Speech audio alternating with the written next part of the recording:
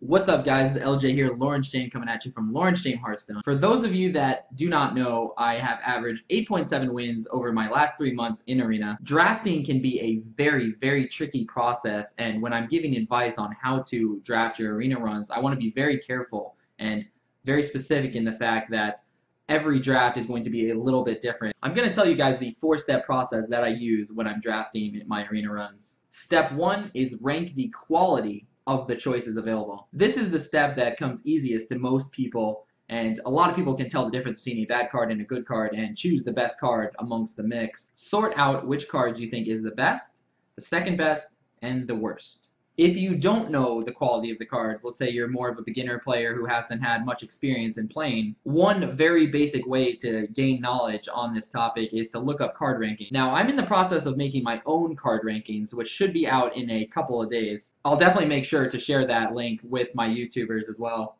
I'll also throw that link into the description of this video, so depending on when you're watching this, you should go look and see if it's in the description right now. Step 2 is mana curve. Many people that struggle in Arena fail to recognize this as a legitimate step, and they just pick their cards based on quality. Your mana curve should be one of the most important factors when deciding which card to pick. Keep in mind that this is highly dependent on where you are in the draft.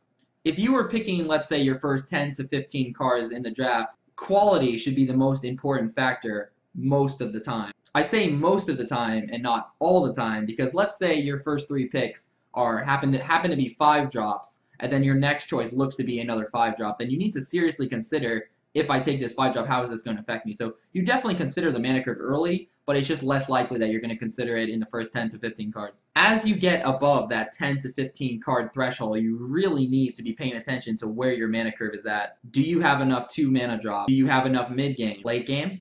Every draft, you're going to have to pick a few cards that are worse in quality just to make your mana curve efficient. Generally speaking, and I put an emphasis on generally, you want 6 to 7 2 mana drops, 3 to 4 3 mana drops, and 4 to 5 4 mana drops. 2 to 3 5 mana drops.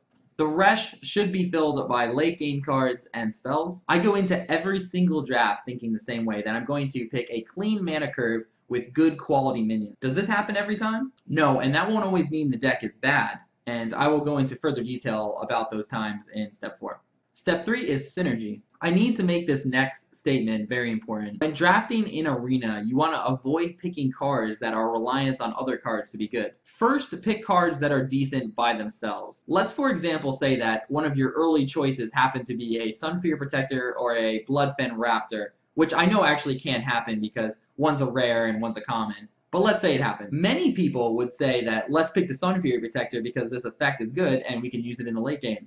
While that may be true, since it is the early game picks, I would suggest picking the Raptor because individually it is better. The 3/2 minions trade up with the 3 drops, which is quite nice, and that's why you prefer the 3/2 minions over the 2/3. You want to draft your decks as consistently as possible. As you draft more and more cards, this idea of synergy between cards needs to become more relevant. If you miss certain synergy between cards, that could be the difference of you going 5 wins or 12 wins. When people hear the word synergy, they always assume that it's synergy between 2 cards, such as Ancient Watcher and Silence. Not only do I mean that type of synergy as well, but I'm also talking about synergy between cards that may not be played on the same turn, but they do have synergy within the game itself. They could be played on different turns and synergize together, such as a Frost Nova delaying into a Flame Strike. You see, those aren't played on the same turns, but they're played synergetically together, and they rely on one another. Not all synergetic cards have to be played with each other or interact with each other necessarily. Synergy, like mana curve, is where values of cards often change. Consider each card effect and see if it synergizes with your prior picks,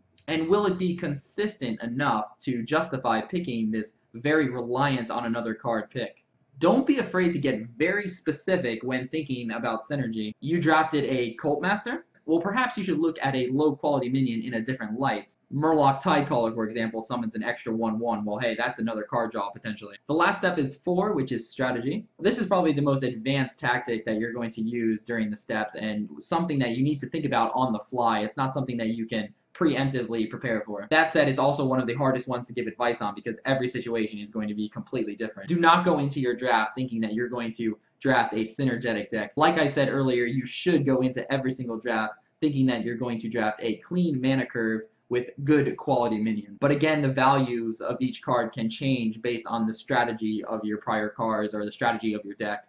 The easiest example of this that I can think of is when you're drafting a Warlock deck. Have your first few cards been low mana cost, such as some Flame Imps or Voidwalker. Perhaps you can aim your deck towards a Zoo strategy deck. This is where you draft low-cost minions and rely on board control and really get good use out of your hero power and drawing a card in the later stages of the game. Some more examples of this are maybe you've drafted some really strong late-game minions. Perhaps you should put emphasis on cards that delay you into getting into those big minions, like removal spells, sturdy minions, or maybe even taunters. Let's say you have a very strong mid-game, the 4 to 5 mana cost, otherwise known as Yetis. Well, perhaps you should put extra emphasis on your mana curve and make sure that you have strong 2-drops and 3-drops to lead right into your strong mid-range deck.